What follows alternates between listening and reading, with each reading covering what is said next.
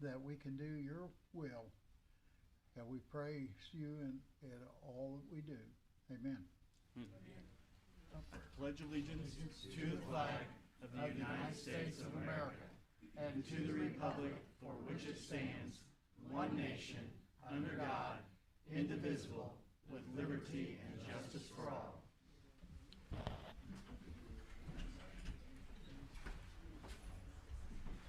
People probably think, who's that tall woman? Good evening. Thank you so much for coming tonight. I love seeing citizen participation. I'm going to start off a little bit off agenda just to start. First of all, I was not here last week, and this is my first time in this room, and I am very happy to be in this room. I love the way it looks, and I want to thank Mr. Dykeman for running the show while I was gone. He did a great job. I watched on YouTube. So the second thing I want to say is to us sitting up here, I've been told that we need to remember to lean into the mics. These mics are great, but we need to lean into them as we talk so people on the internet can hear them. And yeah, like pull it closer and scoot closer. The third thing I've got to say is I understand a lot of you want to talk, and that is wonderful, and we're going to get through everybody. I have been told that public speaking is generally people's number one fear because it's not fun. Like people would rather get bit by a snake than actually talk in public. So I want to let you know, as you get up there and you want to talk, I understand I'm the one talking right now. I'm nervous and I talk for a living. So I want to let you know that I'm going to mess up 3 or 4 or 5 or 6, maybe 20 times throughout this meeting. If you mess up, don't worry about it. We'll make it. The fourth thing, and then we're going to get to the agenda, I swear. You're going to have to forgive me. My soon-to-be 11-year-old son is playing in a game that starts in 18 minutes. Travel basketball, he plays all the time. That's not a big deal. He's taking a girl tonight. My wife has picked them up and taking them to the field house. So I predict, and Andrew, don't be smiling about this. You are like 20 minutes away from this happening to you. I predict that Alex will get either 30 points or he will foul out in the first 3 minutes. It's either or.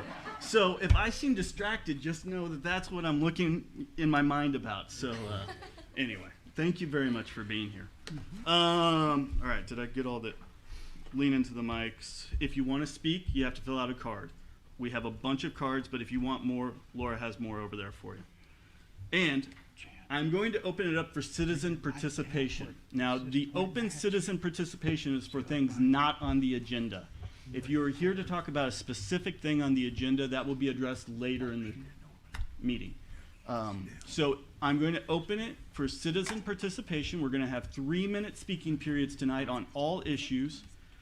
And is there anyone here wishing to speak about something not on the agenda? Seeing none, I'm going to close citizen participation on things that are not on the agenda. Moving on to the consent agenda, you're going to notice that this is a little bit longer of a consent agenda. Usually we have 4 items. I see that we've added up to 6.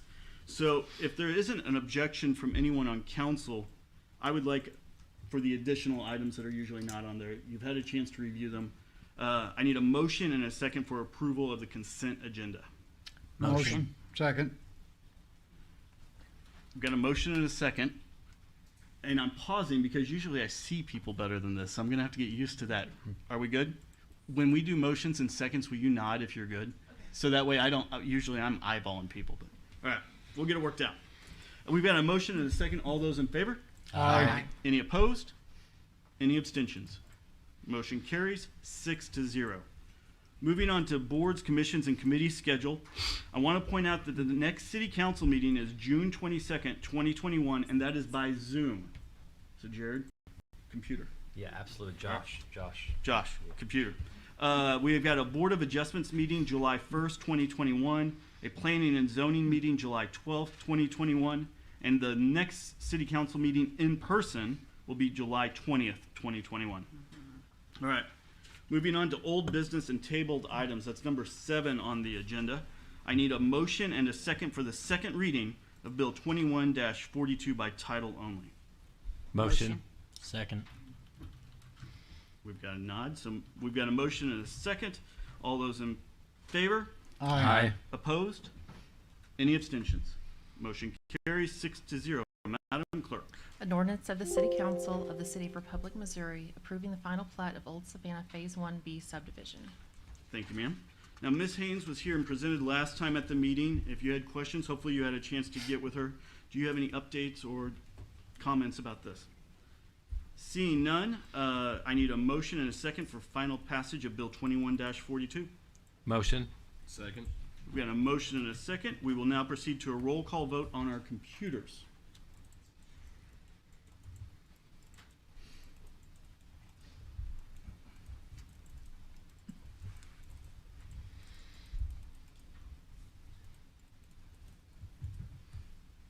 Don't forget to hit submit after you cast your vote. If it gave you trouble, try again. Still trouble.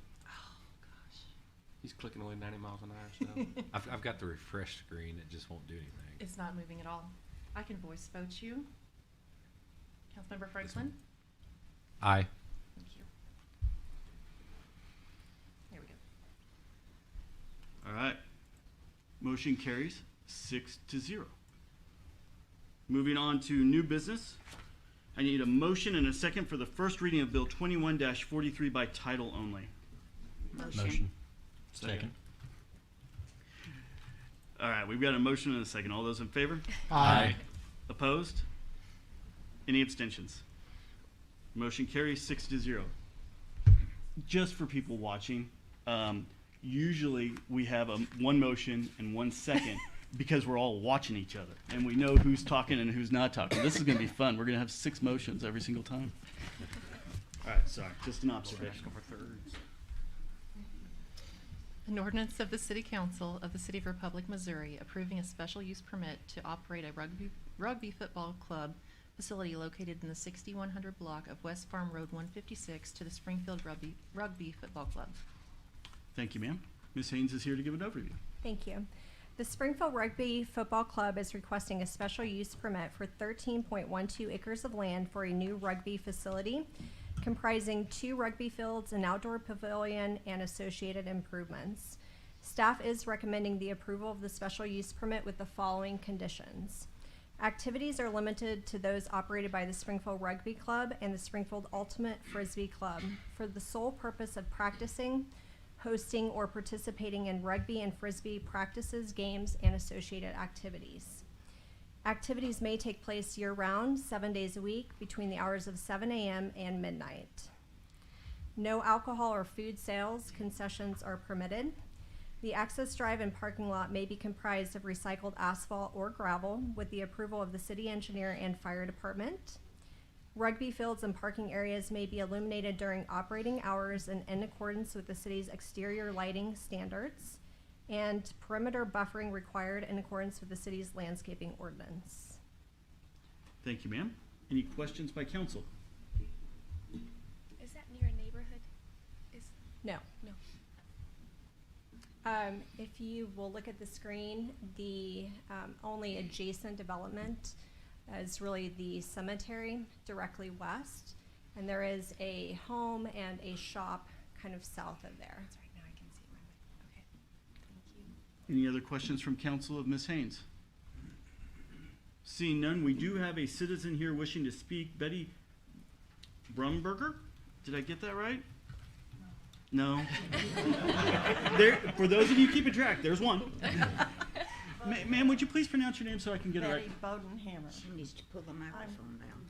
I'm Secretary Treasurer of the Brookline Cemetery, and I'm speaking for Tom Gammon, who is unable to be here tonight. He called me today, and he told me that if to agree to have this there, because they have offered to put a fence on up from the white line on up to the 156 for us, because that was something that was bothering us because of the traffic and the we didn't want people playing on our stones because, you know, that's dangerous. And we have a beautiful cemetery. We mow it twice a month at a cost of $500 each time. So we really are prideful about our cemetery. So we are in agreement with this if they will put the fence on up to 156. Okay. And that. Thank you, ma'am. Any questions from council? Very good. We also have Greg Smith here to speak. I don't have anything to add. Thank you, sir. All right, I'm guessing this is going to be wrong spelling. Speaking to Brian Bevel. I don't have anything to add to this. Council has questions. Any questions of council? No. I'm the president of the Springfield Rugby Club. Any questions for the Springfield Rugby Club? No. All right. Anyone else here wishing to speak on this issue? Very good. Please remember that this is a first read, so we will take this under consideration. We will get with staff, we will talk to our constituents, and we will come back next time for a vote. Oh, one thing that I did, was brought up to me. If you want to leave after the issue has been addressed, you're welcome to. It doesn't hurt our feelings at all. So, quite all right. So that goes for the whole room. Not you, Chief. You have to stay. All right, moving on to item number 9 on the agenda. I need a motion and a second for the first reading of Bill 21-44 by title only. Motion. Second. We've got a motion and a second. All those in favor? Aye. Opposed? Any abstentions? Motion carries 6-0. Madam Clerk. An ordinance of the City Council of the City of Republic, Missouri, approving amending the zoning code and official map by changing the classification of approximately 10 acres from agricultural AG to Planned Development District PDD, located in the 7400 block of West Farm Road 174. Thank you, ma'am. Ms. Haynes is here to give us an overview. Thank you. Staff is recommending the approval of the Woods Planned Development District, or PDD, consisting of 10 acres of land for a residential housing development. The PDD request is consistent with the city's adopted plans, including municipal utilities and transportation. Staff also has determined the development can be served by municipal water and sewer services and the existing transportation system. The development consists of 31 residential lots and associated infrastructure to support the development, which includes the construction of a portion of Bailey Avenue extension. Bailey Avenue is identified on the city's major thoroughfare plan as a future secondary arterial.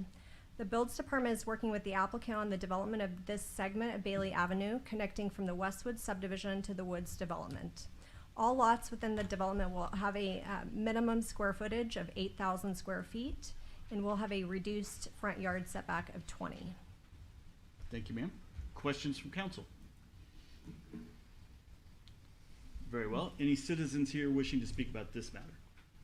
Seeing none, please remember this is a first read, so if you have any questions, please get with staff before the next meeting. Moving on to item number 10 on our agenda, I need a motion and a second for the first read of Bill 21-45 by title only. Motion. Second.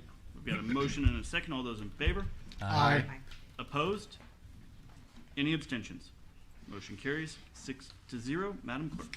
An ordinance of the City Council of the City of Republic, Missouri, approving amending the zoning code and official map by changing the classification of approximately 5.91 acres from local commercial C1 to general commercial C2, located in the 6500 block of West Republic Road. Thank you, ma'am. Ms. Haynes. Thank you. Staff is recommending the approval of the rezoning of 5.91 acres of land from local commercial to general commercial C3 for the future construction of the new Public Works facility. The city owns a smaller 2.5 acre parcel that is adjacent, which is also under consideration for rezoning this evening. The two properties will be combined at a later date. The rezoning request is consistent with the city's adopted master plans, including utilities and transportation, and staff has determined the development can be served by municipal water and sewer services and the existing transportation system. Thank you, ma'am. Questions from council? Seeing none, anybody wishing to speak as a citizen? Very well. Seeing none, please remember this is a first read. Get with staff prior to the next meeting to ask any questions. Moving on to item number 11 on our agenda, I need a motion and a second for the first reading of Bill 21-46 by title only. Motion. Second. We've got a motion and a second. All those in favor? Aye. Opposed? Any abstentions? Motion carries 6-0. Madam Clerk. An ordinance of the City Council of the City of Republic, Missouri, approving amending the zoning code and official map by changing the classification of approximately 36.95 acres from agricultural AG to heavy manufacturing M2 located in the 6800 block of West Farm Road 144. Thank you, ma'am. Ms. Haynes. Thank you. Staff is recommending the approval of the rezoning of 36.95 acres of land from agricultural to heavy industrial, or M2. The M2 zoning district allows for manufacturing and industrial uses similar to those existing uses in the industrial subdivisions, such as Brookline Business Park, Convoy of Hope Development, and the James River Business Center directly south. The applicant is working with an adjacent property owner to the north, which is also under consideration for rezoning this evening, on the development of an industrial manufacturing subdivision. The city has partnered with MoDOT on upcoming improvements along the State Highway MM corridor from James River Expressway to I-44 to facilitate current and future manufacturing and industrial development along the corridor. The applicant will be working with the city and MoDOT to facilitate the transportation improvements required to support the development of the reference parcels during the planning and construction of these corridor improvements. The rezoning request is consistent with the city's adopted master plans, including utilities and transportation, and staff has determined the development can be served by municipal water and sewer services and the existing transportation system. Questions from council of Ms. Haynes? Seeing none. I understand there are citizens here wishing to speak in favor and against. We're going to start with the opposition, and then we are going to speak with people in favor if there's anybody here for that. And council, jump in with questions. I mean, I know we're operating under Robert's Rules of Procedure, but we have citizens here and they want to talk and we want to know what they have to say. So my plan is, after we get done with all the speeches, we are then going to circle back around and ask any questions of staff that may be created. So don't interrupt the citizens as they speak. You can ask them questions, of course, as they're done. But if we have a question for the city, we'll circle back around and ask that. Is that fair ground rules for everybody? Yep. Thank you. Perfect. Hey, we're all just trying to make it through this. I'd like to start with Mr. Ward. Now, Mr. Ward, I see here you've marked number 11 and 12 you want to speak to. You are welcome to speak twice. You're welcome to speak once. That's completely your call. You'll be given 3 minutes to speak-ish. And I want you to say your piece. Thanks, Mr. Russell. My name is Brian Ward. I live at Farm Road 144, 6741 West Farm Road 144 in Springfield, Missouri. Email is bward1955@hotmail.com. My phone number is 573-291-0621. I want to speak for most of my neighbors here, and there's also a neighbor that could not be here, Miss Rachel Hodge. She lives on 1249 South State Highway MM in Springfield, which is one of the properties that we're in question here. So I'm going to read this because that's a whole lot easier for me, and then may ad lib, but hopefully not, because I get bad with that. So Me too. Dear City Council of Republic, I'm here to address my concerns of the spot zoning around mine and 4 other residents adjoining Mr. Site's properties. The definition of spot zoning is as follows. Spot zoning is an application of zoning to a specific parcel or parcels of land within a large zoned area when the rezoning is usually at odds with a city's master plan and current rezoning restrictions. Spot zoning may be ruled invalid or as arbitrary, capricious, and unreasonable treatment of a limited parcel of land by a local zoning ordinance. While zoning regulations regulates the land use in whole districts, spot zoning makes unjustified exceptions for a parcel of parcels within a district. The small size of the parcel is not the sole definition of the characteristics of a spot zone. Rather, the defining characteristics is the narrowness and unjustified nature of the benefit of the particular property owner to the detriment of a general land use plan or public goals. The rezoning may provide unjustified special treatment that benefits a particular owner while undermining the pre-existing rights and uses of adjacent property owners. This would be called an instance of spot zoning. On the other hand, a change in zoning for a small land area may not be a spot zone if it is consistent with further or the purpose of the general area plan. For example, a small zone allowing limited commercial uses such as a corner store with a residential area may not be a spot zone, but a carve out for an industrial use or a nightclub might be considered a case of spot zoning. In the first case, the differing land uses are mutually compatible and supportive. In the latter case, the residential nature of the area would be harmed by conflicting land use. When the change in zoning does not advance a general public purpose in land use, courts may rule certain instances of spot zoning as illegal. The Standard State Zoning Enabling Act states all such regulations shall be uniform for each class of kind building throughout each district. It may also be an invalid exercise of authority if spot zoning is not right conferred upon the body of the state zoning and enabling statute, because it deviates from the plan set out by the enabling statute. First, I want to make the point that Zoning and Planning Commission had concerns, which is why they voted, I believe, 4-3 last week in their zoning plan. And I'm here to ask that the council would uphold that vote. My major concern is that once it's zoned this way, mine and my neighbor's houses' values will drop per foot to a per foot commercial value, which is way less than the current home value. Because of the spot zoning, we will not be able to sell to anyone wanting the residential occupancy for the market value due to the rezoning. In the meeting last week, we came to the understanding that MoDOT will purchase properties at MM to widen MM to find lanes. If the home values go down because of the spot zoning around them, they will be dramatically affected by the value of their homes when MoDOT wants to purchase them. One of the requirements for heavy commercial is not to have residential in the midst of the property, and without spot zoning around us, this would not be possible. 2 of the residents would be surrounded by heavy commercial property on 3 sides, and the 4th, the road that is that will have to be widened to allow for the new road to accommodate for the commercial plans of the rezoning.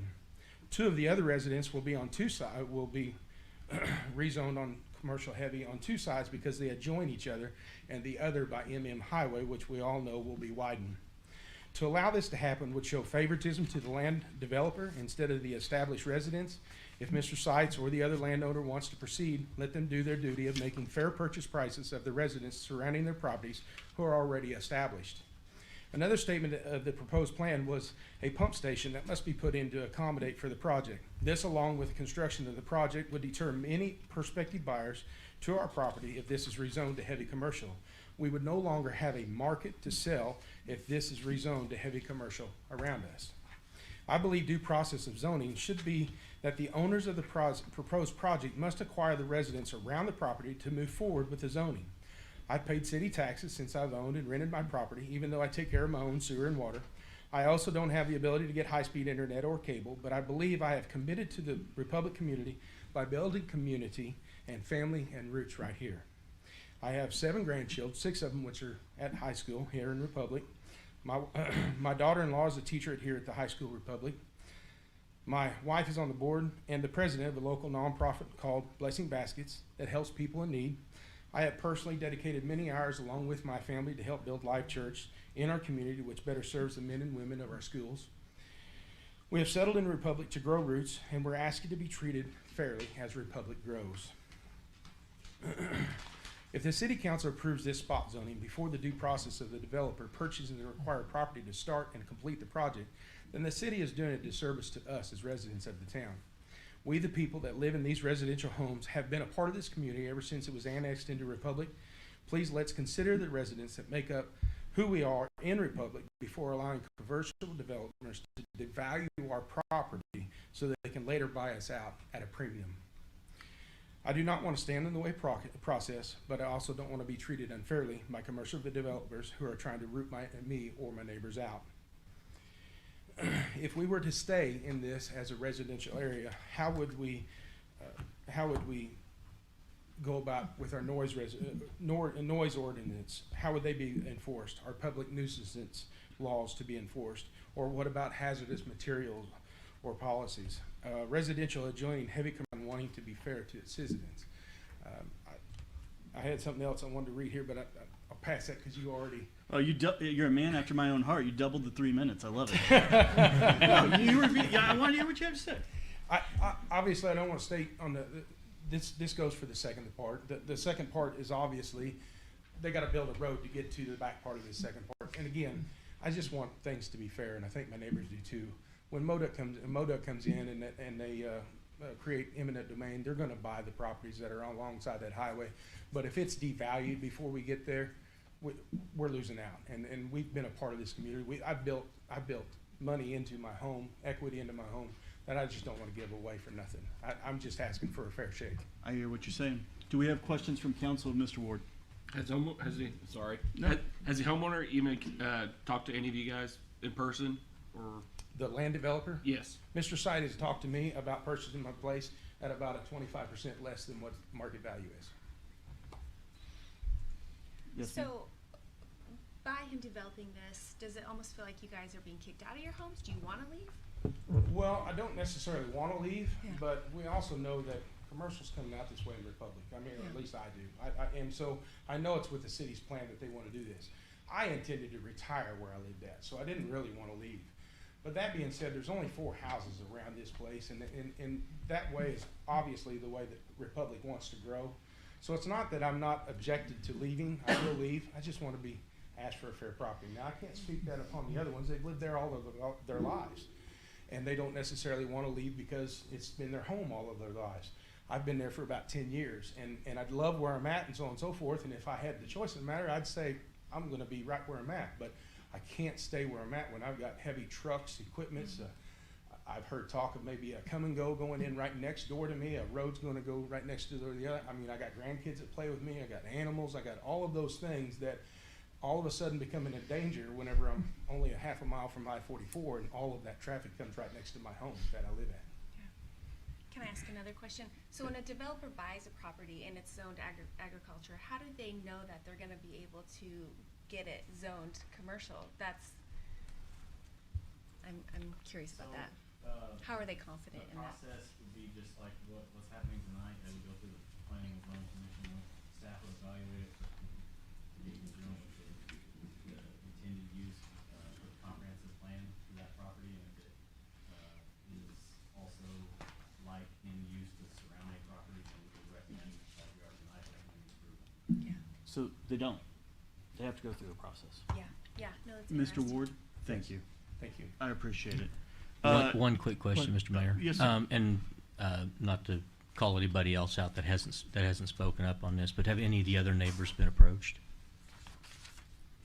I've not been approached by Mr. Sides, and I live right on him in my way. And my neighbor does too, with the 2 houses north of the farm road. Mm-hmm. And I didn't even know who he was. Okay, thank you. Nancy Randalls.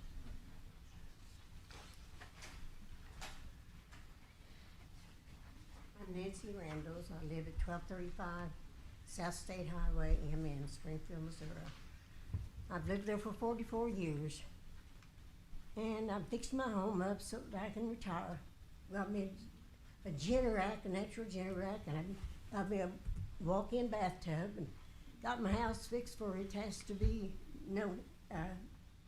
painted or anything like that. I don't know how to say that, but anyway, any more stuff needs to be done to the outside or anything other inside. And I'm afraid the highway will have a lot to do with that, as well as I'm like Mr. Ward.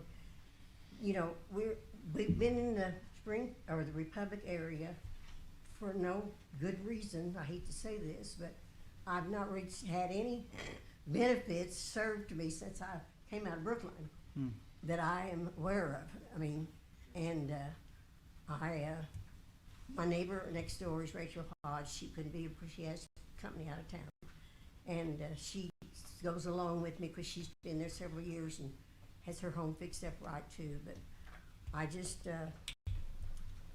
I'm 83 years old, and I had it fixed where I hoped I could stay till I died. But that doesn't sound like that's going to be possible if this goes through. So that's what I have to say. Thank you, ma'am. I appreciate you coming here. Wait, don't run off, please. Any questions from, I mean, you're going to do what you want to do. I'm not going to stop you. But any questions from council? All right, I just wanted to give them a shot. Okay, thank you, sir. You're welcome.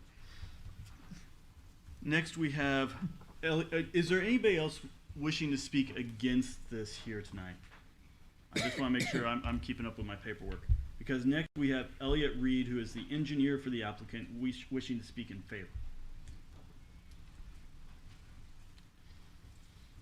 Good evening, sir. Good evening. Elliot Reed with Cochran Engineering, 530A East Independence Drive in Union. And if it's okay, I'd like to speak on this one and Please. the next one, which I believe is 12. Both of the properties are being looked at together. Staff did a great job of laying out the property, so I don't need to really reiterate a lot of that. I will like to say that staff is in favor of the rezoning. Development is coming out this way. If you look at the triangle made by 144, MM, and James River, that's about 330 acres. every piece of that is zoned commercial or industrial, besides one 20-acre part, and it has a sinkhole on it. So, I mean, development is heading north. I completely sympathize with the neighbors, no doubt. Highway MM is going to 5 lanes with or without this development. Development is coming this way. The roads are being upgraded for the development. Water and sewer is available for the property, which was also in the report. So besides staff report, yes, we got a no, like a close like 4-3 at Planning Commission. I'll have to own part of that because there was a misunderstanding with our team, and we were not there to speak on it. So that's our fault. We always need to be there to answer questions if we were not. And I guess the last point I want to make is this is step 1 of the development process, you know, the rezoning. We still have to figure out our preliminary plat, site plan, and there's a lot of other time and expense that goes into this, which will still come before the boards. So this is just step 1 for the rezoning. Excellent. Do we have questions from council?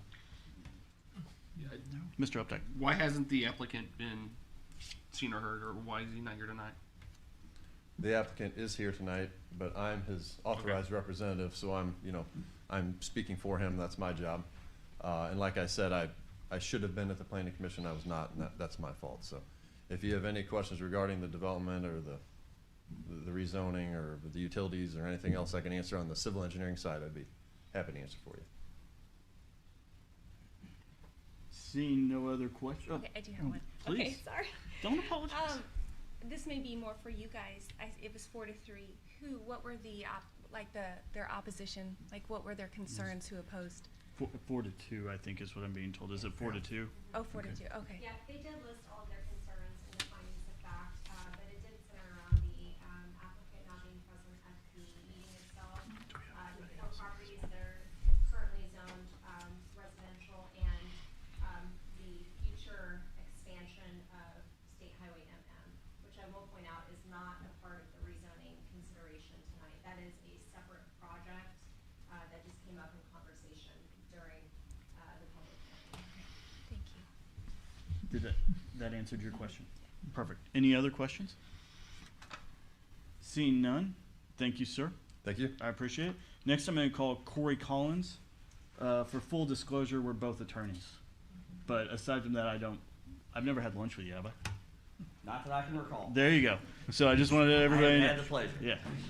Please state your name and why you'd like to speak. Corey Collins. I'm an attorney with Hush Blackwell here in Springfield. I represent the owner and applicant in this matter. Given staff's thorough review and recommendation, and then followed up with Mr. Reed's comments, I don't have a lot to add other than to try to address some of the concerns. Clearly, having done real estate law for a long time, neighbors' concerns are always an issue that we want to try to address. Sometimes you can, sometimes you can't.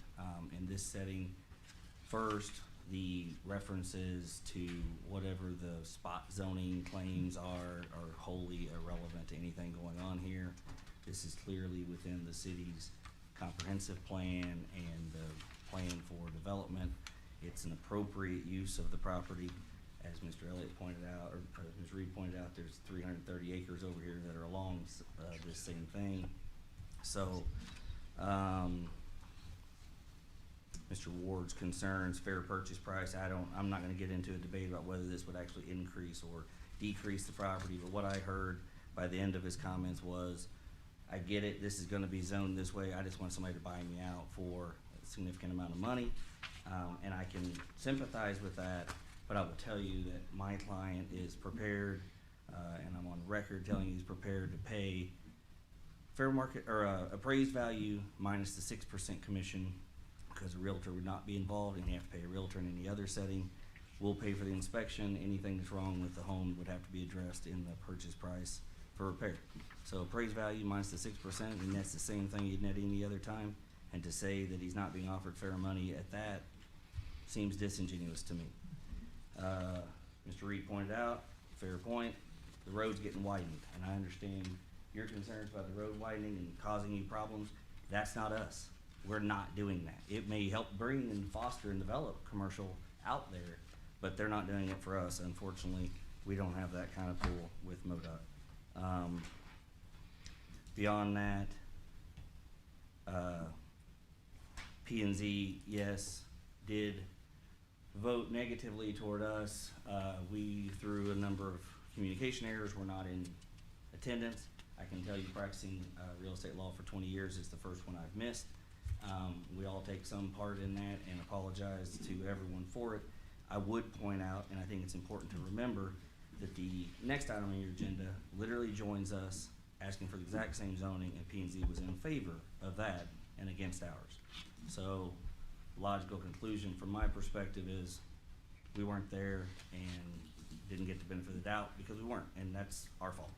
So I'm happy to answer any questions. I'd like to start off by asking a question. I appreciate that both of you came in here and said, hey, our bad, we weren't there. Is your employer committed to Republic? Are they committed to this project, and are they willing to go through with it? Like, are they behind this? Yes, absolutely, and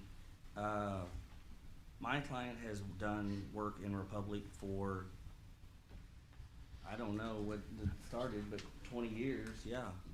Between residential subdivisions and different developments in Republic, and we've never had any issues that I'm aware of, and continue to develop both commercially and residentially in the community, and certainly look to continue to do so into the future. Any questions from council? When they're talking about the road that goes through that may get, what do you call it, eminent domain?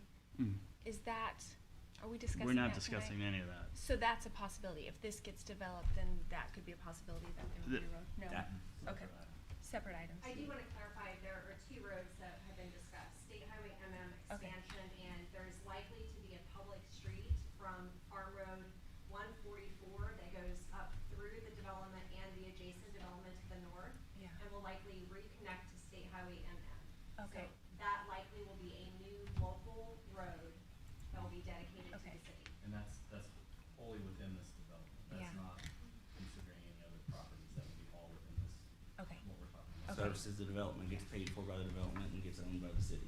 Yeah, I'll go ahead and touch on, since it's been thrown out there, there's a very long, involved process, when you're talking about a MoDOT project like State Highway MM, that they'll have to go through environmental, the right-of-way clearance process by itself will take probably close to 18 months when you're talking about a corridor like this with so many properties involved. And part of that process is, appraisals, negotiations with property owners, public meetings, so all those considerations about what a property's worth pre-5-lane highway versus after. All those things are taken into consideration on the front end to make a fair, appropriate offer to the property owner. They can still decline, and then the process goes to eminent domain, and then it's separated from the entity MoDOT itself, and then the court is involved in assessing what the entity would have to pay the property owner for that property.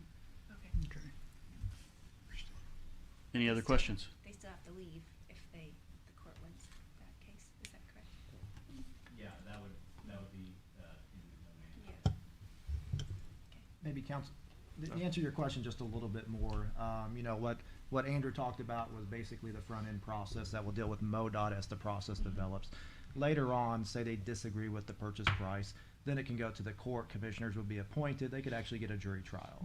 So, you know, there are safeguards in place whenever a governmental entity would decide to exercise some eminent domain power that they have to take a private citizen's property. Thank you. I'm Yeah, learning and- it all. Yeah, Trying to piece it that's- together. That's a whole separate, you know, this, Yeah. what's Yeah. involved in transportation improvements tonight is related only to this development, so that likely, this development would require turn lane, some widening of the entrances on MM or Farm Road 144. That's completely separate of the whole 5-lane highway discussion, which will take a long time, probably several years from now. Thank you. Any other questions for Mr. Collins? No. Seeing none? Thank you, sir. I appreciate your time. Thank you, guys. Now, like I said when I set this all up, is there anybody else wishing to speak in favor? All right. As I said when we started this, I'm going to now open it up for questions to staff because we have some issues raised, and I'm interested in a couple of different things. So I'm going to ask a couple of questions first. If I'm understanding this correctly, planning and zoning had two different things. We're going to talk about the next one next, but two pieces of property. They voted down one, but voted okay on the other. Is that right? All right. So the one they voted down, they said, if I'm reading the paperwork correctly, they said it did not comply with the city's master plan. Is that correct? No, it's not. They stated that, right? That's what they stated. But now you're in here. Sorry, I'm sorry. I'm getting accusatory. I apologize. I can't imagine being married to me. Imagine being married to me. All right. So Mayor Hat. So planning and zoning says it doesn't comply. You're the expert. You say it does comply. What's going on? Correct. So during our analysis of any rezoning request, we look at our comprehensive plan, we look at our major thoroughfare plan, our transportation plan, and then we also run an analysis regarding whether we can serve a property with water and sewer. And we did all of that during our analysis and did determine that yes, we do have water and sewer available. We have the capacity in both of those systems to serve approximately 50 acres between the two developments, and our existing transportation system and the improvements that they will have to make to support the development are in compliance with those plans. Okay. I heard issues about property value tonight, and I get it. Like, are there concerns about property value being hurt by this rezone? I think that's a common concern from residents. We have never been provided any factual information to substantiate that claim. I think it is something Are you talking about just in this, or are you talking about ever? just in general. Okay. It is something that is brought up very often during rezoning requests. We've actually looked into it a little bit on the assessor side with Greene County, and we have never found factual information to actually substantiate that. That does not mean that it's not out there. It's just it has never been brought forward to our attention. I think in general, you could state that there's less interest in property in this area to be residential or agricultural. So then you have to look at, okay, now it's a commercial interest for the use of the property and where the values are. That's tough to determine. Spot zoning is a term that I've heard first tonight, then we argued a little bit about it. Do you have a take on spot zoning? My thoughts are, Scott. I'm probably the best Please, person to answer thank this you. one. So somebody answer. You know, as with any zoning, I'm involved in the zoning. I look at all the surrounding land uses. I look at all of the possibilities for the land to make sure that we are not doing any type of spot zoning. You know, spot zoning in Missouri is an interesting subject. There's very few reported cases on it actually in the state of Missouri. In my legal opinion, that I will give to the council members and the mayor tonight, this is not a spot zoning. If you look at the compatible land use around it and the other properties around it, you will see that they are commercial in nature. They are, you know, more of a, you know, incongruent with what is being planned for that area. Now, you will see a lot of agricultural around there. You might see some, you know, local commercial around there. But all of that lends itself to a commercial area. You know, I completely understand and sympathize with the owners of these properties, as I believe all of us do here. But just because you have a couple residential pockets there doesn't mean that a larger area cannot be put there and it would not be spot zoning. Spot zoning is more when you decide to put a gas station in the middle of a residential neighborhood. That is a completely incompatible land use. But based upon my legal analysis of this, when I looked at this, as I look at all the rezones, I do not believe this to be a spot zone. The other thing I want to make sure that we're clear of today is, you know, a couple meetings ago, we adopted a new comprehensive plan for the city, and I believe one of the things that came up was this was not incompatible with the comprehensive plan.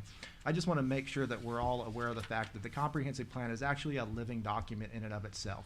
We cannot predict the future, so we don't know what the land use is going to be here even tomorrow. It could change tomorrow.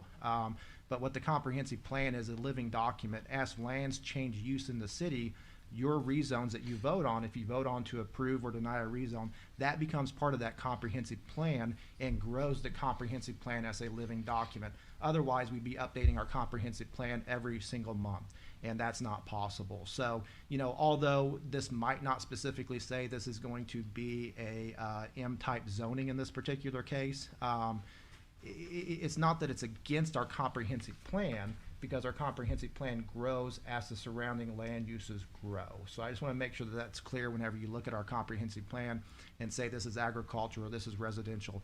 That might have been true at the time, but as things change and surrounding land uses change, that's what also changes and makes it a living document as council approves other rezones in the future. Thank you. Those are my questions as of right now. Does anyone else have questions? Mr. Mayor, Mr. Franklin? just general question. What is RSMO 89.040? Don't look at me. Well- I don't have it memorized. I'll let the mayor's gonna, no. Let me look it up real quick. What that involves is basically the way that the city goes about rezoning land. Chapter 89 of the revised Missouri statute deals with basically setting up land to be zoned in a city when a city first starts, and then the rezoning of the land as it goes from that. So that's what Chapter 89 talks about. It talks about other things such as the loosen congestion on streets, land usage, things like that. So that's basically what that is. I can print you out a copy of that, so you can have a copy of that, so you'll have that at the next meeting, though. Okay, great. Thank you, Scott. Any other questions? Mr. Dyke? No. Oh, sorry, Mr. Updike. Why was planning and zoning? What was the major reasons for the denial for planning on this first parcel? Based on the findings of fact that I read, which have been provided to the council, the major concerns, like Karen mentioned, were the applicant wasn't present for the zoning hearing. Their determination was that it did not comply with either transportation or utility plans or comprehensive. Because several of these in here say that they would have to put in a lift station at this location. That's a true statement. That's correct. That's very common for developments. Basically on this particular parcel, it cannot gravity to an existing main, and that is just part of the development process. If you, many of the platting or the preliminary plats, we always touch on where the sewer is connecting to our system, and many times, that preliminary plat may require a lift station. And that's just part of, getting sewer from point A to point B, C, D, E, and all the way back up to the treatment facility. The master plan for our wastewater system council adopted a few months ago includes a lift station in this area. And if you look to our 20-year plan, it actually includes moving what would be this lift station and an adjacent lift station further to the north and west into one larger station. And that would be more like in our 20-year plan. But this, when we say it's in compliance with the master plan, although it may not be bolt for bolt the same as the master plan, the general service of sewer and how we would serve it is compliant with our wastewater master plan. And council member, not to take up too much of everybody's time tonight, but I just want to make sure that everybody understands the purpose of the Planning and Zoning Commission. You know, the Planning and Zoning Commission basically sits, I like to call them as a judge in a case. They sit, they listen to the evidence that's presented by the citizens who were there that night. I was there that night. They listen to that evidence that's presented, and they make findings to the city council. And those findings are what you have in front of you there, that they made those findings as far as what they believe the evidence was that night. Their recommendation to the city council is just that. It's a recommendation based upon what they heard at the public hearing, what they heard from staff. So I just want to make sure that everybody understands that's a recommendation from the Planning and Zoning Commission. It's not binding on this council, but it is something that the council should look at and understand, because there's a purpose for having a public hearing, and that purpose is so these issues can be flushed out like they were, so that you can have that information in front of you and you can make your own educated determination like you're doing here through this continued discussion. But it is just a recommendation that they put forward. It's council's ultimate authority to decide whether or not they want to approve or deny this annexation, though. Thank you, sir. I have just one more thought to caveat the discussion about infrastructure. So tonight we're talking about use only. The infrastructure, the roads, the street, the water, the sewer are all part of the preliminary plat process and the engineering that we go through when the development's approved from a use standpoint. So tonight, use only, we still have a long process that we would go through with the applicant as far as compliance with our ordinances as far as infrastructure goes. That's another process. Mr. Dyke. A question, looking at what Planning and Zoning wrote and it said, I was a little confused, it said new water lift station due to topography, but it's not for water, it's for sewer, correct? Correct. Okay, that's what I thought, I figured, but I thought, okay, maybe we had to get to water over the hill, but, No, it's wastewater. okay, That's it. When we're talking about city water, drinking water. yeah, And then there's wastewater, and then we also have to discuss stormwater, all Right. three separate. Oh, yeah. In this case, we're talking about wastewater. Any other questions? nope, not for me. All right. Now, this is going to be really frustrating. Please remember this is a first read only. So we are going to take it all under advisement. We're going to talk to our people, and then we're going to come back and we will vote next time. So please know. Yes, sir. To address a couple things that's been said, since we didn't need to say anything else after, I mean, everybody got to say four. One, I believe, that one of the concerns that was never said was that there's residents in the midst of this. Mhm. It's a reason why the one in the back would have had passed and the front one didn't. We're zoning around residential area for commercial. Second is it's been stated a couple times that there's water, sewer, and everything is available there. That's not true. It has to be made in this plan for that to happen. Water's across the street, and there is no pump station to allow sewer to come in there. All of that has to be done during this zoning or during the construction plan to make it available for this plan to work. It's not actually there yet. Available to us is within reason for the applicant. Anything that they're building, that the city doesn't have, as long as we're there, adjacent to the property, that's available. Pursuant to your rule. That would be, yeah, exactly the same as we would treat any other development, and say it's available. All right. Now, We wanna start along back and forth, if we are, I gotta go. no, I appreciate you standing up. One point, all these complaints of lift station and everything else are all paid for by the developer and has nothing to do with zoning. Yep. It comes later and it's paid for by the developer. The city's not paying for it, but they get the advantage and the benefit of it for everyone else. But it's not there now. I appreciate everybody's thoughts. I truly do. I've tried to give everybody an opportunity to speak and have answers. I get it. So, please know that this is a first read. We are going to think about this. We are going to come back and vote next time. Please get with staff, get with your constituents if you're concerned. You have council members. Get in touch with them, okay? So, moving on to item number 12, which is going to be very familiar. I need a motion and a second for the first reading of Bill 21-47 by title only. Motion. Second. We've got motions and seconds. All in favor? Aye. Opposed? Any abstentions? Motion carried 6-0. Madam Clerk. An ordinance of the City Council of the City of Republic, Missouri, approving amending the zoning code and official map by changing the classification of approximately 16.42 acres from agricultural, AG, to heavy manufacturing, M2, located in the 1100 block of South State Highway, MM. Thank you, ma'am. Ms. Haynes. Thank you. This rezoning request, again, is tied to the one that we just heard. I'm just gonna hit on a couple of differences. Staff is recommending the approval of the rezoning. This one is 16.42 acres of land from agricultural to heavy industrial, or M2. Again, the M2 zoning district allows for manufacturing and industrial uses similar to the existing uses in the industrial subdivisions directly south. The applicant is working with the adjacent property owner to the south, which is also under consideration for rezoning. The rezoning request is consistent with the city's adopted master plans, including utilities and transportation, and staff has determined through our analysis the development can be served by municipal water and sewer services and also the transportation system. Thank you, ma'am. Questions from council? Seeing none. Mr. Ward, you have a right to speak if you'd like to speak again. I will limit you to 3 minutes this time, and we're keeping track. I'll be real quick. I'm not a lawyer here like everybody else or half the other people here. But I do know when I look up the definition of spot zoning, it talks about when something comes around something that adversely affects the area around it. And as I look at the 3 or 4 different places that I've seen and spot zoning, that this is a concern at this place. I've not talked to attorneys at this point. I've just read on my own. I mean, obviously it's something in a future discussion if I have to go that direction, but at this point, I do believe from the other. Now, obviously, I'm speaking on the last one because this one here is not adjusted to that.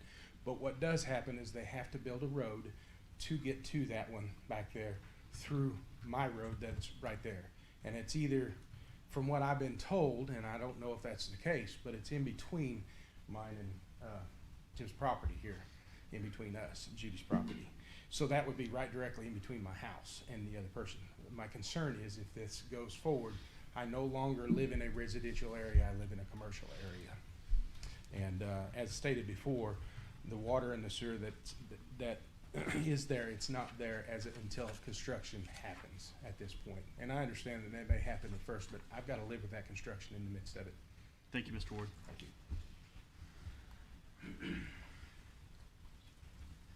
Yes, ma'am, you're next. 3 minutes. I'm mainly concerned about the highway, whatever. Does anybody know when this is going to happen, when they do this widening process? How long do I have to think about what to do, buying a new home or whatever goes on? Ma'am, if I could, and I know it's hard for sometimes people to understand the differences in the process, but even if this rezone fails and it does not go through, I've been in discussions, I've been in the meetings, MM is still gonna be widened. Well, So but I'm asking when, we have no idea when this is gonna start happening to us. So it's like, you like to look ahead, what you're gonna do. Right. Right now, we're in blindsided. Right, I understand that, and I don't know if Mr. Nelson has any information, because this is going to be a MoDOT project. But I just want to make sure, one of my things I need to do is make sure and keep everybody on track, so that a red herring or an ancillary issue, doesn't come in and taint what we're really here on today. But I understand what you're saying. You're more concerned about Will they not ever come MM. involved in these meetings, the highway department? Yeah, you want me to go down? Yeah, I think Mr. Nelson can probably explain a little bit more of the process involved with MoDOT there for MM. Concisely. Okay. The short answer is slow. I can say that to you. So where we're at right now, we're still appropriating funding. So, I figured Amazon would do that. I wish, right? So what has to happen, the city's applied for cost share dollars from Federal Highway, MoDOT, the Department of Economic Development.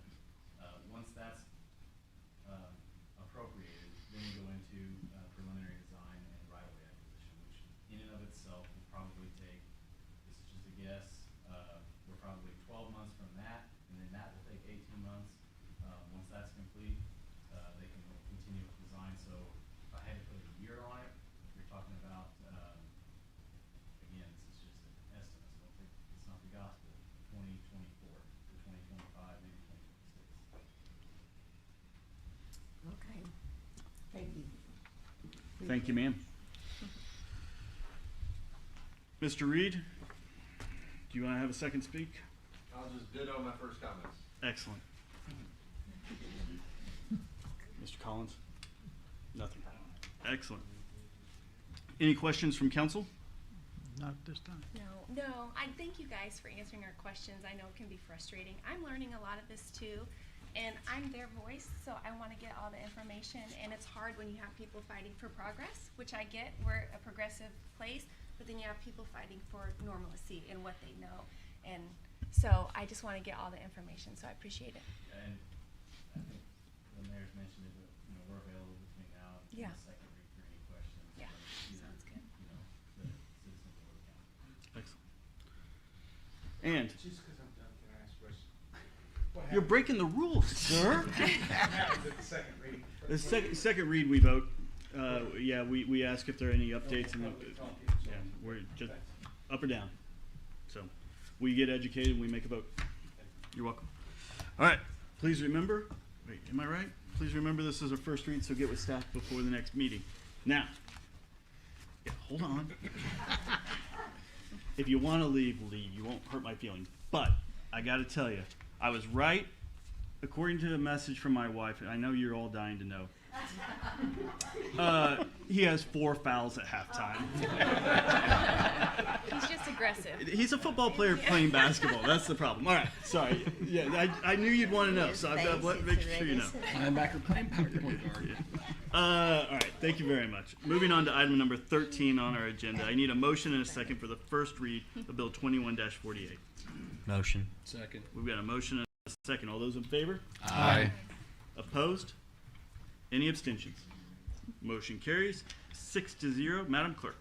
An ordinance of the City Council of the City of Republic, Missouri, approving amending the zoning code and official map by changing the classification of approximately 10.88 acres from agricultural AG to high-density, single-family residential R1H, located at 6354 South Farm Road 89. Thank you, ma'am. Ms. Haynes. Thank you, Mayor. Staff is recommending the approval of the rezoning of 10.88 acres of land from agricultural to high-density, single-family residential, or R1H. The R1H zoning district requires lots to be a minimum of 7,000 square feet with a minimum dimension of 70 feet wide and 90 feet in depth. The zoning district allows for single-family residential construction. The applicant owns and has developed the adjacent Old Savannah subdivision.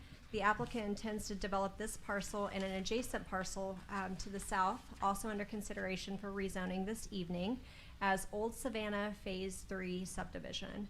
The rezoning request is consistent with the city's adopted master plans, including the municipal utilities and transportation, and staff has determined through our analysis the development can be served by municipal water and sewer services and the existing transportation system. Thank you, ma'am. Questions from council?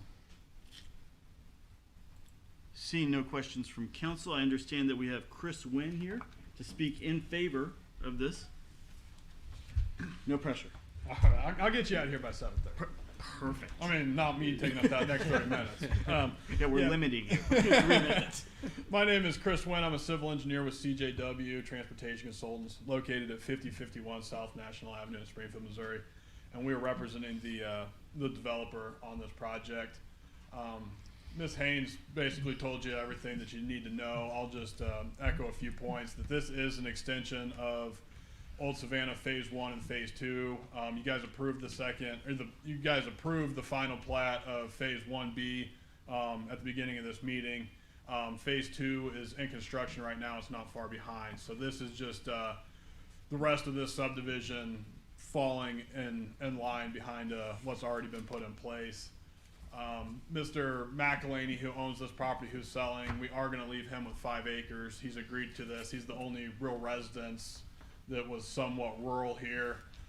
He sold the developer the property, and he's backing this as he has agreed to annex and rezone his property as well.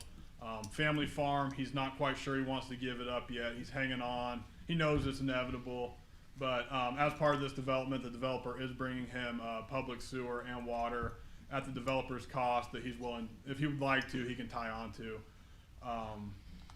Other than that, just another nice neighborhood and Republic.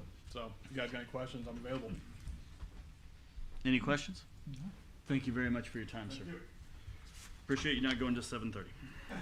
My dog's gotta go to the bathroom. Please remember this is a first read, so if you have any questions, get with staff. Moving on to item number 14 on our agenda, I need a motion and a second for the first read of Bill 21-49 by title only.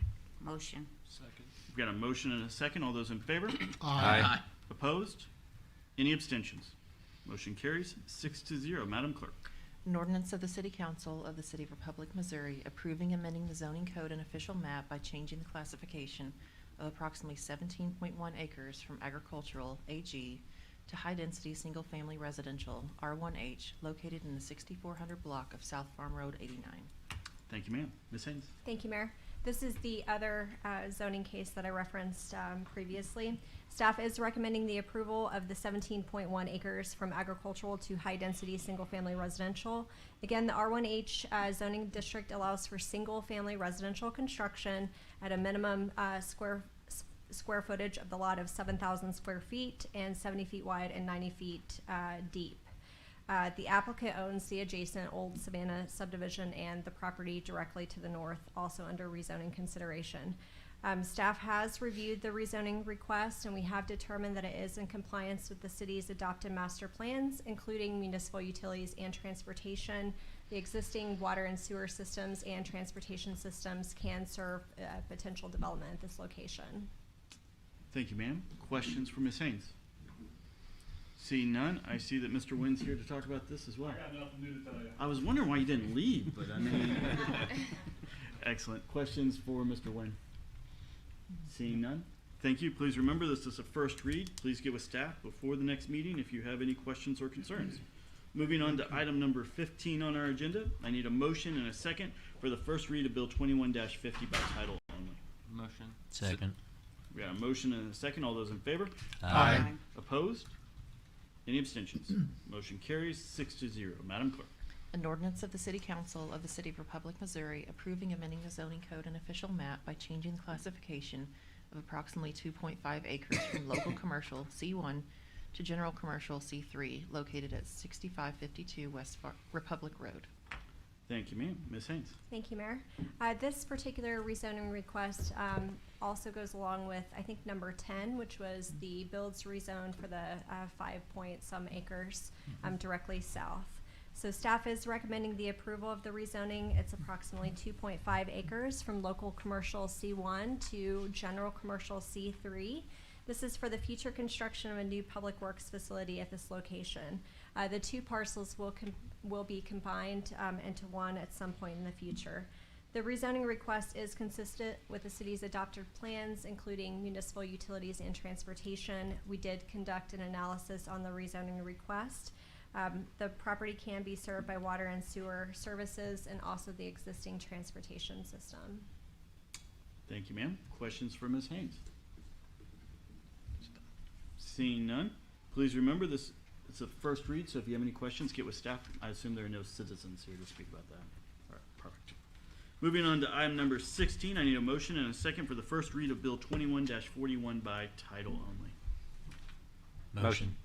Second. I tried. Laura, you good? Yes. Perfect. All those in favor? Aye. Opposed? Any abstentions? Motion carries 6-0. Madam Clerk. An ordinance of the City Council of the City of Republic, Missouri, approving the budget amendment number 2 to the budget for fiscal year 2021. Thank you, ma'am. Good evening. I'm going to bring this down because I'm short. Thank you. Because it's been blocking people, I thought about going out there and lowering myself, but that's perfect.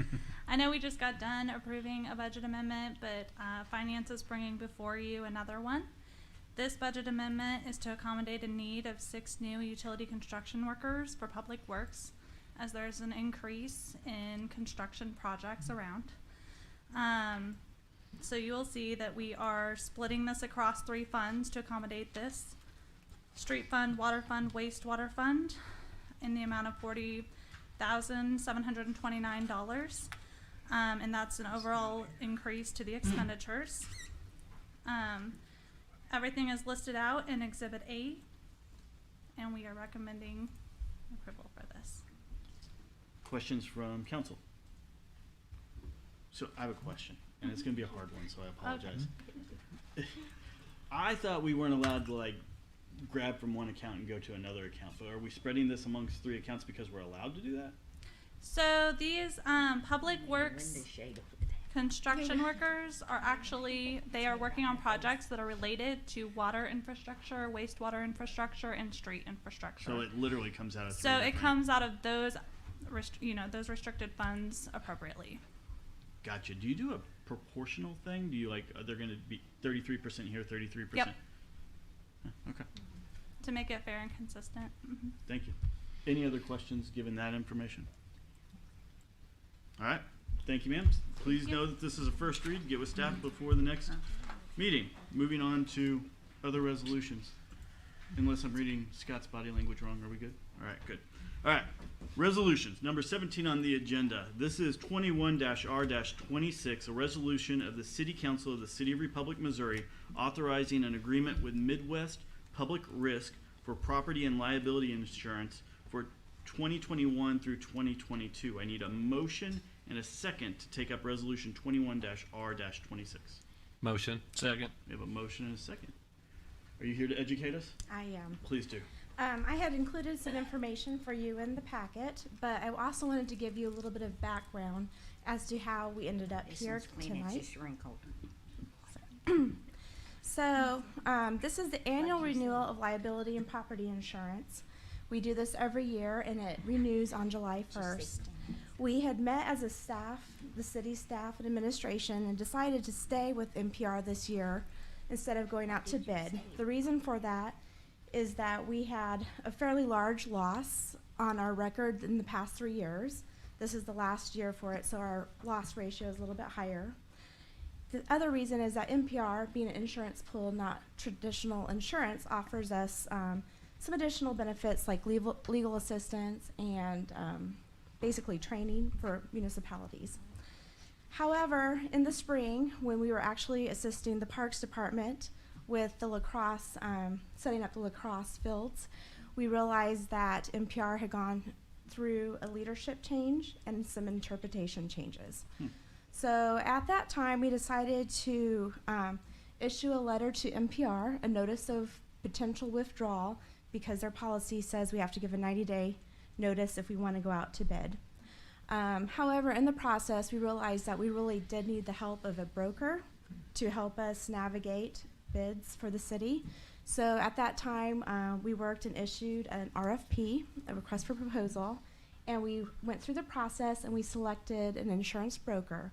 The insurance broker will assist the city with all of our non-medical insurance policies, which will include the general liability, the property, and the workers' compensation, which will be brought at a different time.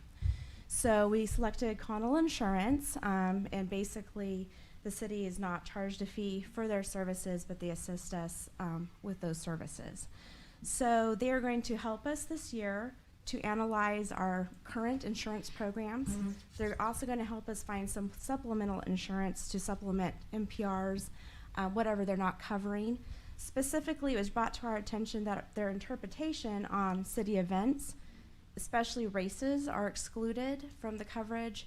City events, there's some areas that are not so clearly defined as we thought. We thought if it was hosted on our property, everything was covered. So Connell Insurance is helping us at this moment navigate to get ready for the Have-A-Blast. So there might be some supplemental insurance that we'll be purchasing for these events. But the goal is that they will assist us next year to go out to bid in a timely manner and assist the city with the workers' compensation bids, as well as the general liability and property. So, but at this time, since we're down to a deadline of our renewal, we will need to stay with NPR. And so tonight, the resolution is being brought before you to approve staying with NPR for one more year, renewing the policy, issuing the check. I did want to just point out one other thing. NPR's rates, before we made this final decision, we were going to try to squeak in those bids. It came back at 7%, which was fairly decent for the amount of growth we've had with payroll, with our city assets. I've heard in the industry that there was some larger increases in the insurance area. So with that in mind, we decided to bring this forward to you to renew. But I just wanted to point out the 7%, because I know you guys like numbers, equals $16,190. So if you're trying to think in perspective, that's the amount of the increase over the 2020 premium altogether. And I did include inside your agenda packet the comparison of how that looks between the two policies. And I also went back as far, the past 5 years, so you can see how the city's insurance has increased. So. Thank you, ma'am. Mr. Mayor, if I could speak to this one. Please. First of all, thanks for your work. As you can imagine, it wasn't exactly welcome news to hear that a lot of our events weren't covered. So we were like, holy cow, what does this mean to us? So going through this process, and we're still awaiting the numbers for what that can mean. Our events, and we do a lot of them. I don't even know how many it is, 14 special events a year in addition to a whole bunch of other things. If that ends up coming in at a pretty good amount, obviously we're going to have to pass those fees along. So when you come time to pass the 2002 user fees for Parks and Rec, we'll have those supplemental insurance amount in there. We'll have to pass it along to customers. I just want to make sure you're aware of that and are aware of the reason of a potential change of our fee structure. So, but hopefully it'll be a mild impact. Questions from council? Mr. Franklin. Do we have any idea of the cost of that supplemental insurance yet, or we're? No, at this moment, they're actually working on getting us quotes. Okay. I'm hopeful that it's not a huge amount. It's hopefully, in our purchasing policy. Otherwise, we'd have to go out for more formal bids. Okay. So. Thank you. Any other questions? No. Well, as this is a resolution, I will move for an immediate vote because we're able to do that. So, all those in favor? Aye. Opposed? Any abstentions? Motion carries 6-0. Moving on to number 18 on the agenda. This is 21-R-27, a resolution of the City Council of the City of Republic, Missouri, approving the audit report for the fiscal year ended December 31st, 2020. I need a motion and a second to take up Resolution 21-R-27. Motion. Second. We've got lots of motions. Educate us about the audit. Okay. Well, the city every year, as you're aware, goes through an audit. And so we have hired a firm. KPM is our auditing firm. And tonight we have the pleasure of having John Cummings, CPA, here. He's also CGMA. So he is a shareholder in KPM and on their management team. And so at this time, I would like to turn it over to him, and he will give you a full update on the audit. Thank you. Thank you. Well, we just absolutely saved the best for last. I mean, we don't always give credit where credit's due, but you know, anytime we get an auditor to come talk to us, I mean, we're excited. He's been eagerly waiting. I know how to hold a room. So, okay, well, I will try to not hold you all here too late tonight. Again, my name is John Cummings, and you should have an audit booklet that's bound, and then 2 separate letters. We're going to start on page 4 of the booklet. This is the independent auditor's report and financial statements for the year ended December 31st, 2020. As I'm going through it, I will try and go very fast, and I will be very high level, but if, as you go through this later, you have any questions or need anything, feel free to get in touch with me, phone, email. If you need me to come out and talk to you, I'm happy to do any of that. So, get you all the answers that you need. So, on page 4 is the independent auditor's report. It discusses the report on the financial statements, which include the governmental activities, the business activities, and each major fund of the city. And it's for the year ended December 31st, 2020. Management is responsible for the financial statements, and so we help in drafting those. It's a non-audit service, but it's outside of our audit procedures. And so management then takes what we draft and reviews it, makes sure they're okay with it, we resolve any issues, and then they take responsibility for the financial statements. Our responsibilities as auditors is to express opinions on the financial statements based on our audit. And the audit's performed in accordance with auditing standards generally accepted in the United States, and also government auditing standards that's issued by the Comptroller General of the United States. So on the next page is what everybody's been anxiously waiting for, and that is the opinions paragraph. And in our opinion, the financial statements referred to above present fairly in all material respects the respective financial position of the governmental activities, the business type activities, and each major fund of the City of Republic as of December 31st, 2020, and the respective changes in financial position. So all of that's a big auditor's way of saying, good job, that's an unmodified or clean opinion. So that's the best possible result on your financial statements. So with that said, we'll flip over to page 21. I wanted to hit just a little bit of financial highlight, because in what should have been, by all estimations going into it, a rough year with everything that happened in 2020.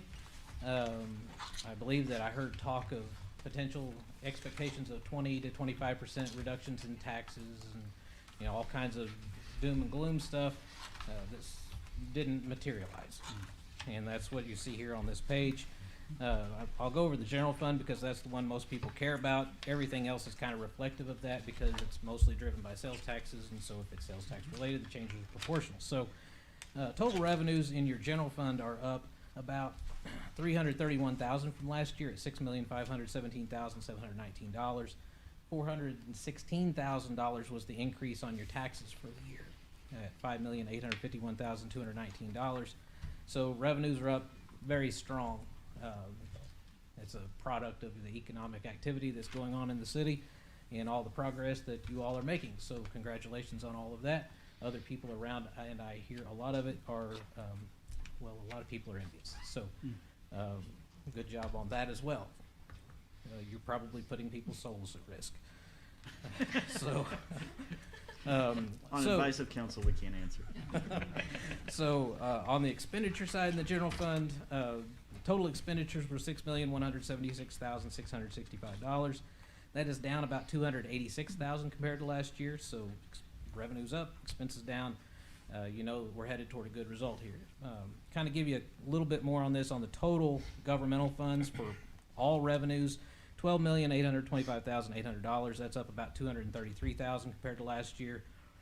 Expenses in total for all your governmental funds were $12,871,617, which is down about $342,000 compared to last year. So overall, very strong financial year. If you turn the page, you'll see how all this shakes out.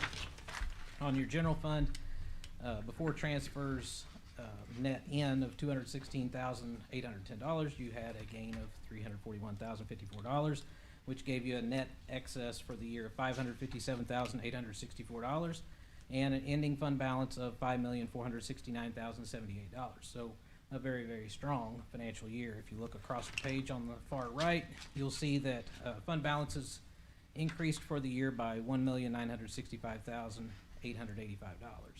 and you ended the year at $11,269,371 in total fund balance. So, again, very strong year. Congratulations on the budgeting and all of the economic progress. So, any questions on the governmental activities? We'll flip over to page 26 and look at the same statement relating to the water and sewer fund. I'll talk about them in total, so that's a little bit easier, a little bit quicker, and I think everybody might be in a hurry tonight. So, in total, between water and sewer, revenues increased by about $266,000 for the year at $5,542,134. Operating expenses were $4,037,599. That's up about $100,000 compared to last year. So you had a total operating income of $1,504,535. There were non-operating items of a net gain of $909,868. Transfers out of $531,488, and that left a net income for the year of $1,882,915, and ending total net position of $23,042,672, which net position, in case you're curious, is a little bit different than fund balance. Net position would include all of your receivables, all of your payables, but also capital assets net of depreciation and long-term debt. So all those numbers combine together to be net position. So with fund balance, you basically just have your assets that are more short-term in nature. So it wouldn't include capital assets or long-term debt in that fund balance number. So with all of that, I would say, again, a very strong financial year and good job. So any questions on that? You guys are pretty quiet tonight. So, okay, so with that, I think I have a little bit of time left. We'll turn over to page 70 and wanted to touch base on this. The city's making strides on this particular issue, but there is still a lack of segregation of duties, which is considered to be a significant deficiency. In the past, it has been considered a material weakness, so it's been lowered in intensity level, I guess. But there is still a limit in the number of available personnel and the amount of overlap in job functions. So doing everything you can to mitigate that going forward, keep an eye on it. If you're involved in the internal control structure, take those things seriously, be vigilant. We understand that, you know, there's a certain amount of resources available, and how you commit those within the city is very important, but it might not always be important to make the auditors happy from an internal control standpoint. So it may not be economically feasible to do enough to make us happy. So I would say that about 90% of the cities around the state have this kind of issue. So, I mean, it's not anything that's unique to you all. And so, again, I would say do the best you can with what you have. And I think that you do have a good group. And while I'm on that topic, I would say thanks to everybody in City Hall for, A, putting up with us during the audit, and being very nice while we were here and very helpful while we were here. We certainly do appreciate that. So, getting on to the other things so that I can keep your meeting rolling, there's two letters. We're going to talk about the one that starts with internal control review, and while you're finding that one, the other letter is for your evening reading. I would recommend it being close to when your head's going to hit the pillow or wherever you want to sleep for the night. It is a little bit dull. It is boilerplate, but it is required communication from us auditors to those charged with governance. It's our opportunity to tell, we'll tell on them if they're not behaving or being cooperative, or if there were any major disagreements. And I will spoil the read a little bit and just say everybody was very helpful. There were no disagreements. Everybody was very good to work with. So on the internal control review matter, personnel changes, transition, and city growth all create a circumstance where things are constantly on the move. You all have experienced it in your positions, I'm sure, that nothing really has stayed the same, at least or probably not consistent from one point to another in time. So with all of that in mind, it's important to keep in mind that the financial controls also are kind of a living thing. And so as the city evolves a bit and the people change in duties and what they take on or new circumstances face the city, keeping an eye on the internal controls, thinking about those as they go through and look at how they're doing things procedurally is a very important part of the financial accounting structure of the city. So it's important to keep an eye on those internal controls and keep adapting and evolving along with the city so that no glaring holes or omissions occur. So I would say that the city's made great progress in that over the last few years, and I expect that to continue, but we do want you all to continue that process. The next item on the list is GASB 87, has to do with leases, and it got postponed to the year ended December 31st, 2022. It does away with operating leases and capital leases and just makes everything a lease. So if you have any kind of lease or rental agreement or a purchase, they'll be on your financials. So that's the big thing there. If you are leasing anything to someone, that will also go on the good side of the ledger, and you'll have a lease receivable. So that's what that standard does. It was brought to us late, compliments of COVID, because they postponed the standard a bit when COVID hit. So the next item is cybersecurity, and this is ongoing and an increasing issue, and we wanted to point this out because vigilance is important now.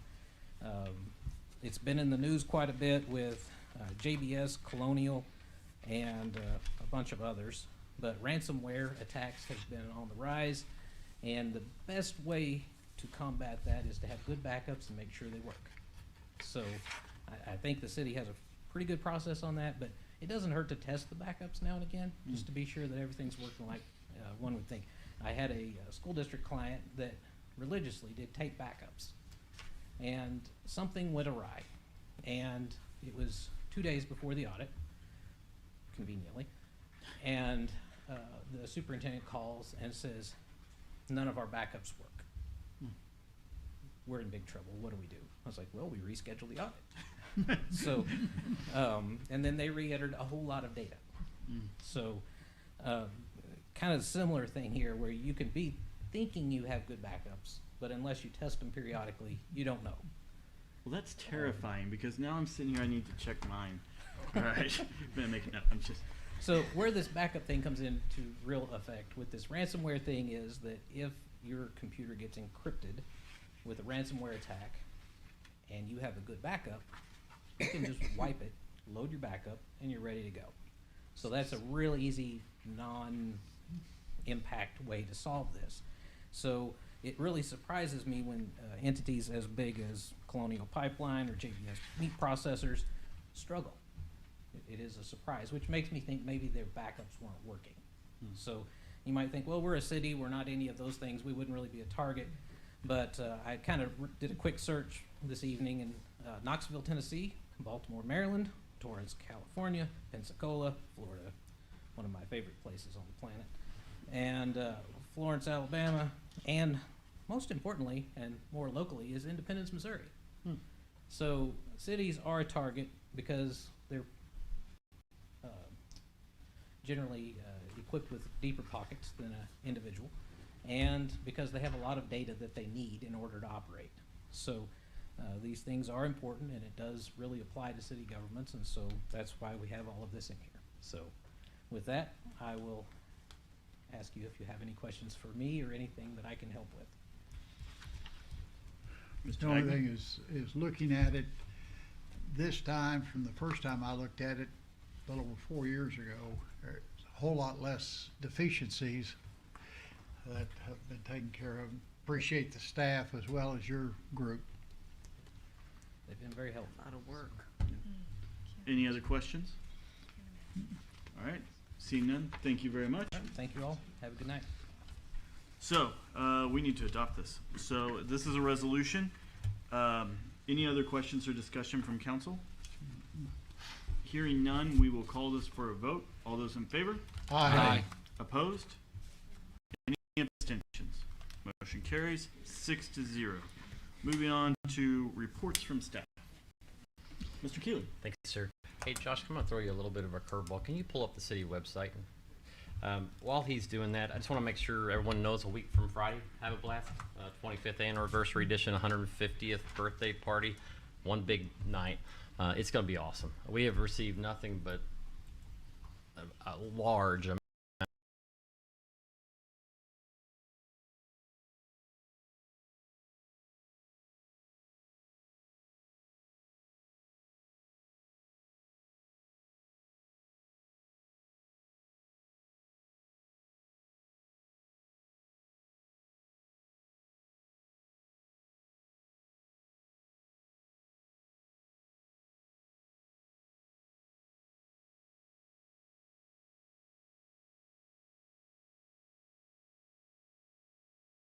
Weeks from the day is a very important day for the City of Republic, 3/4 sales tax initiative for the public safety.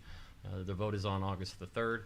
I just wanted to pull up the city website. So we already have begun pushing information. We're going to be putting out a lot of information over the next 7 weeks. But a home to all the information pertaining to the sales tax is on the city website. You scroll down a little bit, Josh, right there on the left, you'll see that box right there. The one right there on the left, right there. Yep. If you click on that, this is for anyone that has questions, just direct them right to there. That goes to the page, and that is pretty much info central for everything on the sales tax initiative. If you'll scroll down, there's frequently asked questions, facts and figures. So that is just a good spot to point residents for all information regarding the sales tax. We're going to add to that continually. Some of our information pieces that we plan to release over the next 4 to 6 weeks includes letters, direct mailings, interviews with, put him on the spot here, Mr. Burks, Mr. King. Can't wait to do that and get those out there. But we're only 7 weeks away from that vote, so I just want to make sure everyone knows where to get the information if you should be asked for it. So, Josh, City Gateway sign. Hot this week and trending this week is the City Gateway sign, and it is special. The construction started this week, and we've had a lot of questions about it, a lot of people that are tremendously excited about it. So, Josh, I put them in the P drive there for you, but the project will be wrapped up from the sign company as of Friday. Now, we have landscaping work to do. We have sooner or later we're going to get to a driveway and a parking lot. But the sign itself, 27 feet tall, 32 feet wide. It's enormous. I know from the road it doesn't look all that big, but when you get out on the property, it's huge. We'll be placing the Tiger there within the weeks to come. But I just want to make sure everyone knows that that project started in 2017 when the Citizens of the Republic voted for the capital improvement sales tax. So that package was in there, if you will, the $400,000 for all city gateway signs and wayfinding signs. This project alone isn't going to take up the $400,000. But that project started with the vote of the people, then it ultimately went to the city council for your approval. So tremendously proud of it. That's the image that it will look like. I don't know if, Josh, if you can pull up the construction photos, but it's okay. No worries. But you get the idea. 27 feet tall, so we're really proud of that. The last thing I have for tonight is we recently attended the grand reopening of Wilsons Creek National Battlefield, the visitor center out there. Wow. I mean, it's a wow moment. $4.5 million project. Sarah Cunningham out there, the superintendent, tremendous asset to the community. Obviously, the whole facility is a tremendous asset to the region, but I would just encourage people to go out there and check it out. The reimagination of that space is truly special. So really proud to have that at our back door and as part of our community as well. So that's all I had, sir. Thank you. Anything from council? Mr. Franklin. Mr. Mayor, I would just like to thank all the citizens that came here this evening to speak with us on concerning the zoning issues and whatnot. It's not an easy thing to do to come speak before council, so I appreciate them coming here this evening to speak with us. Other than that, I would just like to say, great job on the sign. I've been making a circle every night I come home just so I can drive by it and see what's going on. So it's moving fast. Yeah. It's very impressive. Yeah. And thank you. Anything else? All right. I've got nothing tonight. Alex won his game. He did not foul out. So there you go. I don't have an update on the girlfriend situation. I will bring that up next time. I don't know about this. Anyway, we get executive session tonight, so no further action other than announcing adjournment by the mayor shall take place after an executive session that is scheduled as the last matter on the agenda unless otherwise stated on the agenda or as allowed per RSMO 610.02. Tonight we'll be doing number 2, RSMO 610.021.2, real estate acquisition, closed session, closed vote, closed record, and number 3, RSMO 610.021.3, hiring, firing, promotion, or disciplining personnel, closed session, closed vote, closed record. I would like to move, ask for a motion. Yeah, we gotta do a motion, right? Motion to adjourn and go into executive session. Motion. Second. Sorry. Motion to go into executive session. Was that Motion. mistake number 5? All right. We've got a motion to go to the executive session. Do we have a second? Second. Second. Roll call vote. Councilmember Poole? Councilmember Poole? I can't hear her. Aye. I did not hear her. Councilmember Poole? We're doing a roll call vote to go into executive session. Do you want to go to executive session? Well, not really, but I will. There, that's a vote. Councilmember Dykeman? Aye. That is a vote. Councilmember Updike? Aye. Councilmember Franklin? Aye. Councilmember Mitchell? Aye.